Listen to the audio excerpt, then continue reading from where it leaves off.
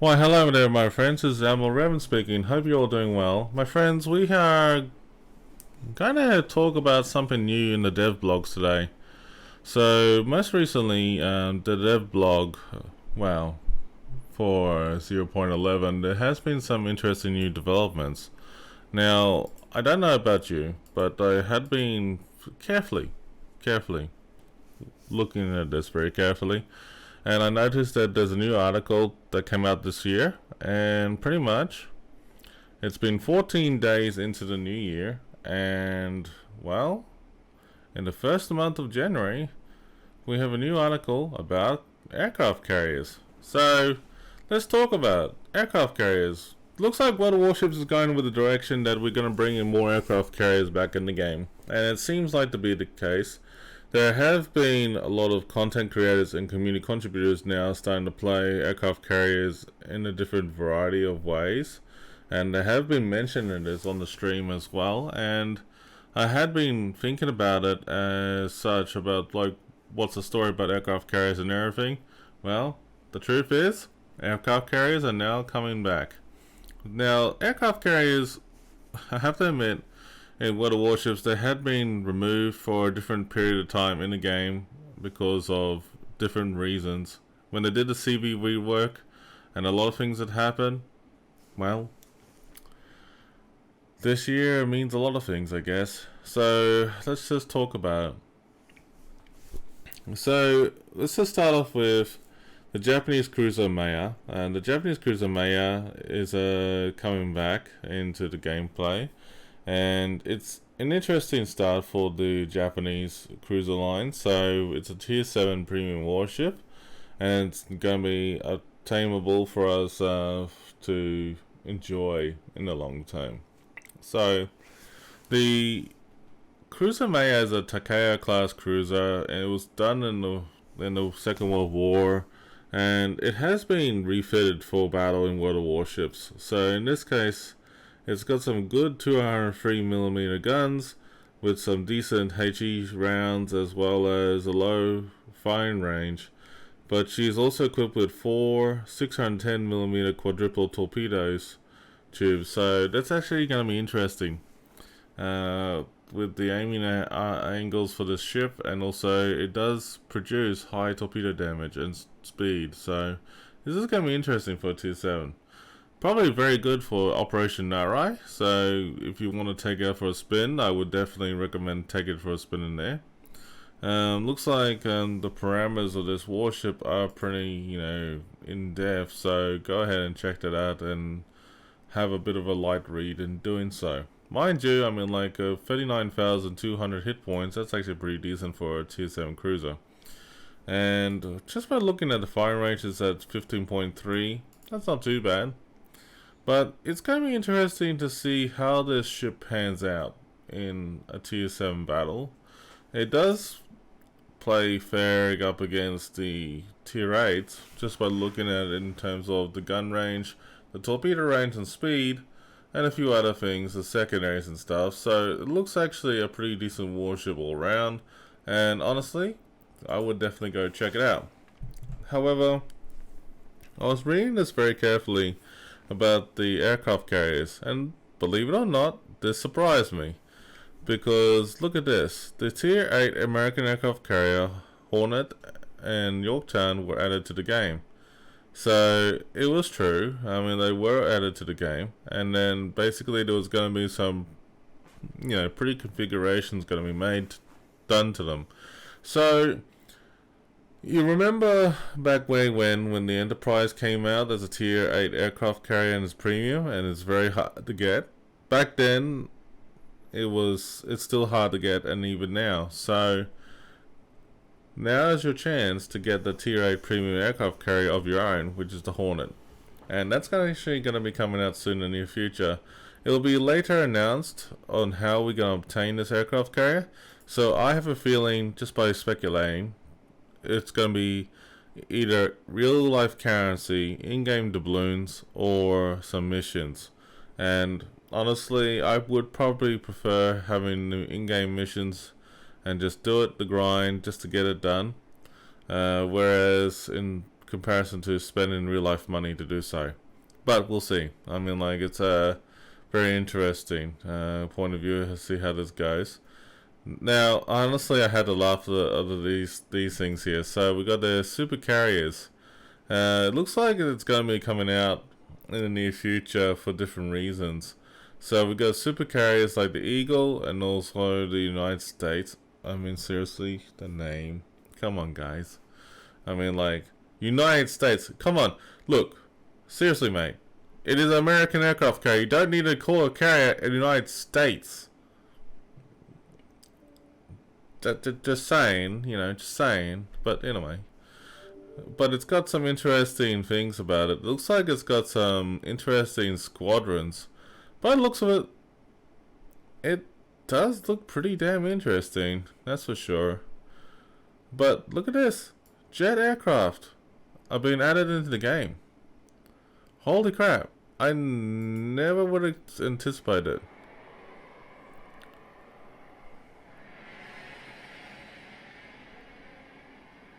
Okay, I do exaggerate a little bit because there was at one point that they did do this with Starscream camo for Transformers, and that was actually pretty cool. So just by looking at it, the sound effects is actually pretty cool, so I'm going to play it for you. Here we go.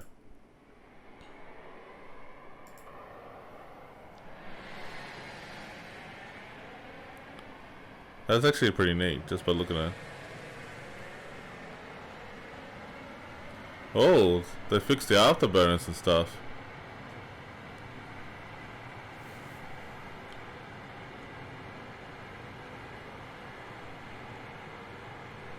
They have two. So I'm going to play it again. There's initial takeoff. Look at the engine in the back. It looks a lot better. And there you go, a little flame and everything. There you go.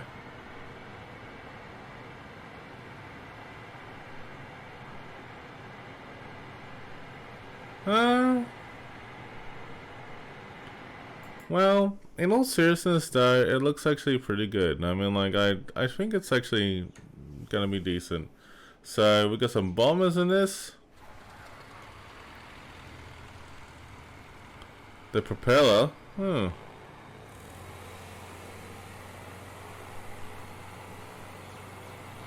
But they got a jet engine in the back.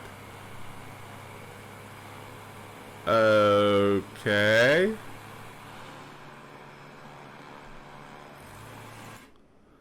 So, what's the torpedo planes?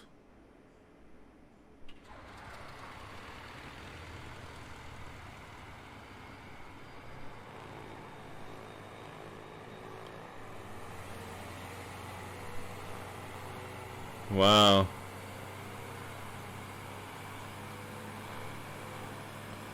Okay, if I thought I'd seen everything, now the time I have seen everything. And honestly, that takes the cake. Just by seeing that. That's unreal. Anyways, there's going to be some interesting new changes coming into the game, and basically by reading it, this, you know, these squadrons like they do have jet capabilities for accelerating and stuff like that. So whilst this all look, you know, well and good with the aircraft carriers and the planes and stuff like that, I have a feeling that, you know, we're going to soon see German Messerschmitt Me-262s or Comets flying around a bit. Same with the Russian MiGs, and also the possibility of the return of the Meteor. I think that's a Commonwealth plane, if I remember correctly.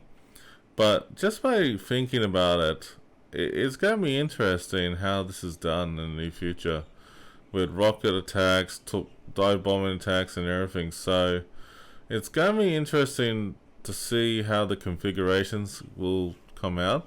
For those who love playing aircraft carriers, this is probably a good love effect for those people and appreciation. So I think that's going to be good for them. And I honestly think, just by looking at it, I like what I'm seeing. But I'm curious, and I'm going to remain skeptical about it before it's released. Now, honestly, when you go to the World of Warships page on the home page, there's a new article that came out most recently. It says Prime Gaming Rewards. Make sure you claim that by reading the article and actually making sure that you have gone through to claim it and take the rewards. And it's actually through your Amazon Prime, so good luck, captains, for doing so. Okay, another thing that you want to talk about is regarding to the Aveire Camouflage contest. That's a new destroyer that's coming out soon in the near future, and funnily enough, this is new camos that the competition that they've been coming out with, getting the community involved, and it looks nice overall, just by looking at it.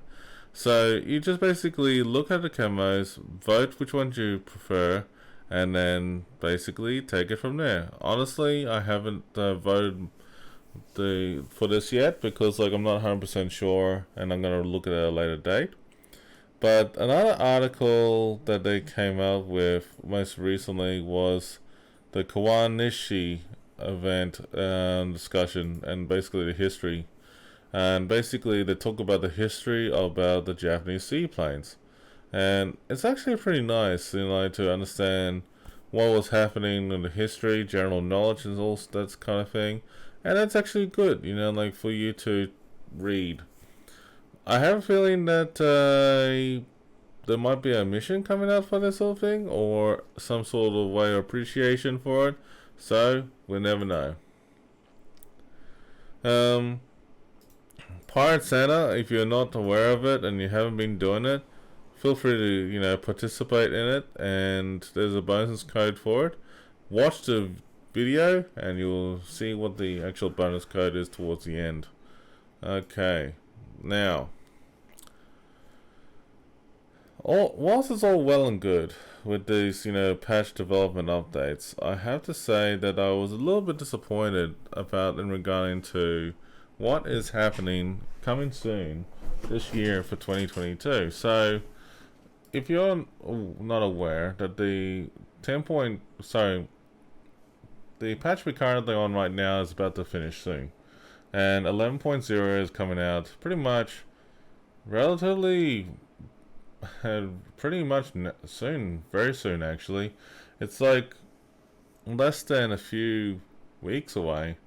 Last time I checked, just by looking at it right now, I understand that we're actually in the midst of the final countdown towards it. So I'm actually having a quick glance of it right now while we're talking, because there have been some interesting developments and changes behind World of Warships most recently that honestly it's hard to say where the game direction everything is going. So I'm hoping that wargaming will start off in a better mindset than they were before last time. So honestly, it really comes down to this. So here we go. Here's the countdown, and looks like at the stage as we're talking, we got less than 6 days. So we got less than a week before you want to finish off getting those Santa containers and snowflake missions as well, and also doing those super ships in rank and co-op. And it's about 20 days for super ships in rank co-op actually. But the game updates is less than 6 days away, so thereabouts. From as the time of this video and transmission, treat as such, less than a week from now you'll be expecting that the game will be updated. So it's actually not bad. At the moment, at this stage, on the PTS, on the public test server, if you haven't been doing it, in preparation for the Lunar event that's coming up for next month in February, we'll be doing a lot of interesting Chinese New Year stuff as well for the Pan-Asian warships. And it's actually, pretty interesting to see how that pans out. So, we'll see. Definitely we'll see for sure, my friends. And, check this out, the Breguet BR521. So there's a bit of history about that. and it's actually pretty cool, you know, like to find out a bit of history. One thing I like about World of Warships is that they have a tendency to show what is coming out and also jog our memory and share that knowledge with us about the war histories and stuff like that of certain events. And honestly, that is a very nice thing. But yeah, I mean, like that's actually pretty cool. Now, most recently, I've been sitting back and forth, talking to different streamers and content creators for the Southeast Asia server, and honestly, you know that there are people like myself and others that you know have been applying for the CC program for World of Warships. There's been a bit of a dilemma going on, and I will share you this message up here at some point in this video, and you can have a read of it at your own will. And basically, it was a bit of a disheartening message, and basically, it was along the lines of they're unsure about the general direction of who's going to be representing Southeast Asia community in terms of the English speaking community side of things. And honestly, when I look on the actual website for the forums, and there's a definite, you know, good, you know, size of people on there that has been there for quite around for a while. And please note that anything that's on here will subject to change because they are going through a lot of changes most recently. And as you go on here on the English side of the forums, on the Asia forums, Southeast Asia forums, for example. The funny thing is, when you look at it in terms of the overall homepage aspect, there's a lot of Southeast Asian languages being heavily used except English. You see, it seems like that the English language, for some reason, that we are feeling neglected, and there's a lack of, not like lack of respect, it's more like along the lines of there's a lack of feeling behind it. And the thing is, when I see, you know, different managers of that region is focused on either Japan, Korea, Vietnam, or Taiwan or China, for example, in terms of those languages, we feel left out. And that's how it feels at this stage. Because, like, even though some of them do speak English and they can speak English, but they don't really interact with the community that much, and that's something that I've noticed, and I'm hoping that will change. Because, like, most recently, I felt that there is a need for a bit of an opening towards the English language representation and actually having a bit more exposure and interaction between that. You see, there is a community manager out there. His name is Vaxo, and I've spoken to the guy. He's actually pretty decent, and he has been talking to me quite well in English, and he's actually doing a great job interacting with content creators like myself. The trouble is, though, when I was applying for the CC program, and I'm still have that in progress, there's no decision yet made about in that regarding to that, because they've got a situation right now that they have a group of community managers within internally in Wargaming, and even though they were hired to focus on a certain language and community, basically it's the way I understand it is that they focus on the Japanese community and whatever the other communities around them. Now, honestly, it's disappointing to hear that, because as a person who is trying to support the franchise, the community, and everything, all the above, you sit down there wondering, like, why is the English language being neglected? So I don't know what's going on. The feeling behind it makes me sad, because as a streamer and a content creator for the franchise, I'm trying to support a native language that is being well identified that there's a lack of support around. So basically, When I see the lack of representation behind it, we do have some community contributors now, which, by the way, thanks to, these lovely people here, I have to admit, if it weren't for, these kind of streamers out there, we wouldn't know much about the exposure in Southeast Asia, would we? Now, the thing is that we have a community contributor who has been around in the program since 2015, has developed a good reputation, but at the same time that is not very well known. However, at the same token though, we have abundance of brand new streamers and that have come out of the woodwork out of nowhere, and pretty much now we have a group of content creators who are willing to join the CC program. Now, you already have been going through and listening to my previous videos about who has joined the CC program, who and what they are, and that's all well and good.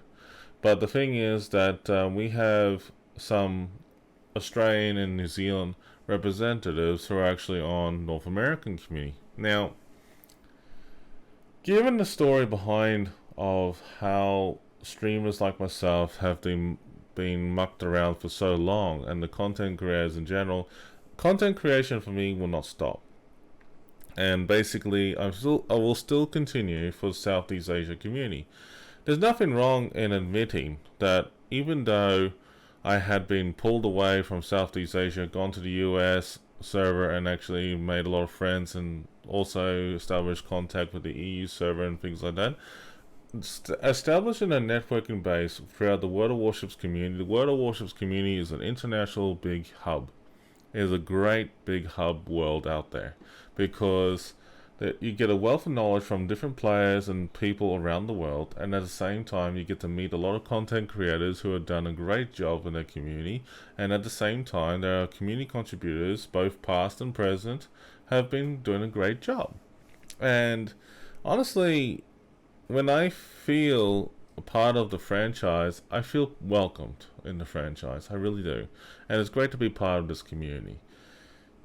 The annoying factor that I'm seeing about stories like this, about with the community managers unsure about the representation about Asia, let me tell you this in all honesty. I hope that Wargaming will have some English-speaking representatives in the Southeast Asia region.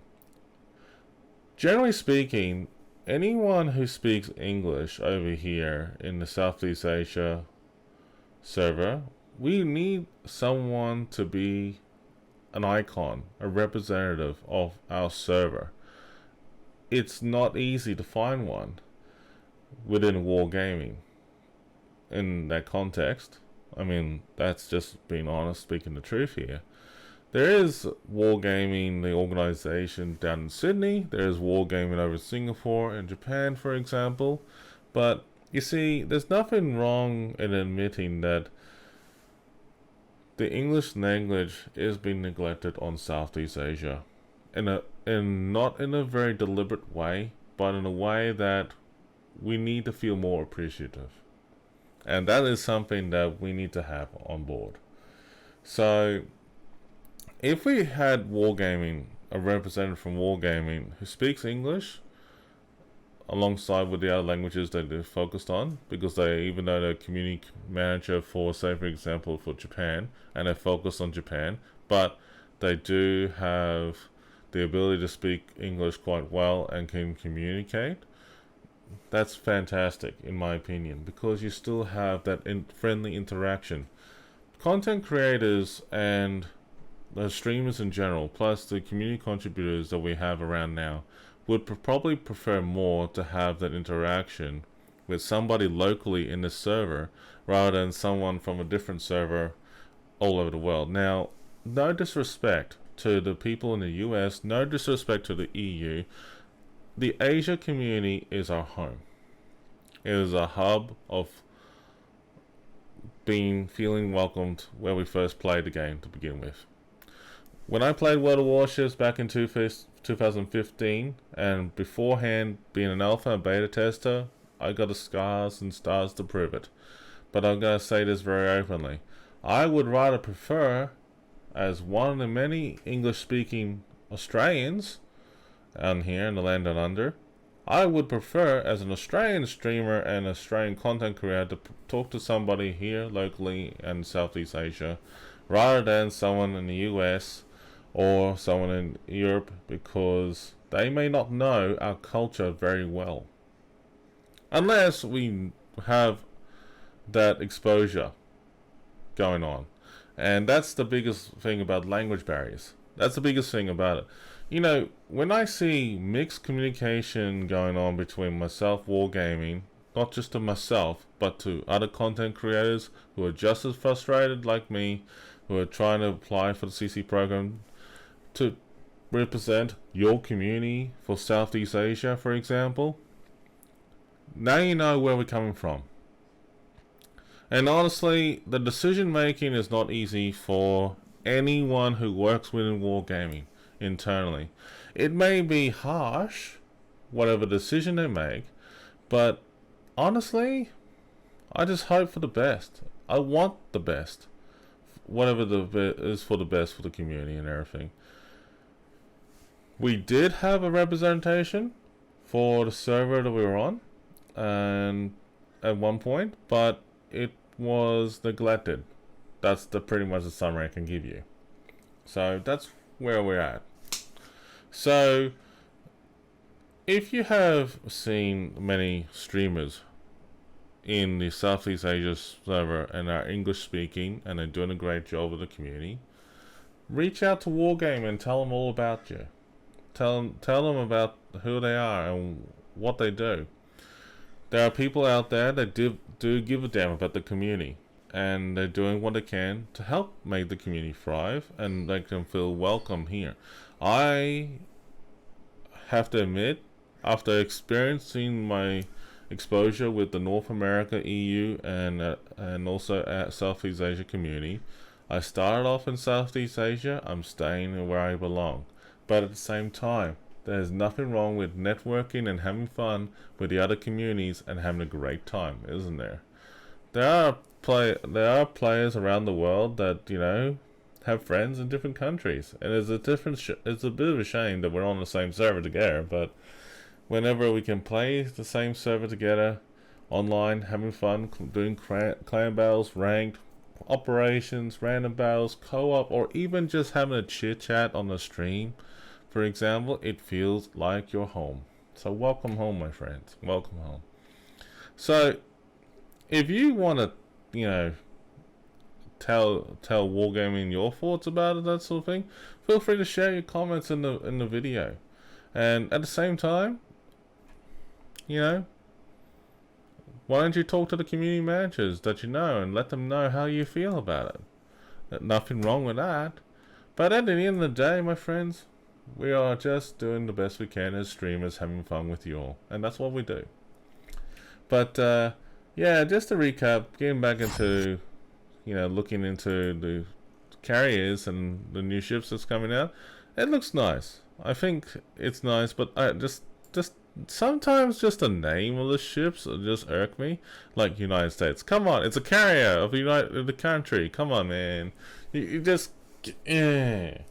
But, you know, like the Eagle, I respect that for the British, you know. But the Hornet, very iconic warship, and, you know, it's a sister ship of the Enterprise and Lexington. So, you know, why not, you know? But still, the idea of having jets, it looks nice. I mean, like, it's good, but I'm looking forward to it. Definitely looking forward to it. But hopefully things are gonna get better from here on in. So let's just hope for the best, man. I mean, like, hang on, what is the British Eagle carrier? Oh, they got planes, jet planes too. See, they can start working on it. Jet planes are coming in. So, my friends, feel free to check it out. Keep yourself up to date with the blogs and that sort of thing. But yeah, if you liked everything that I put on in this video, feel free to give it a like. Your support is much appreciated. Please stay safe and take care, my friends. And hey, welcome to 2022, my friends. It is good to be back.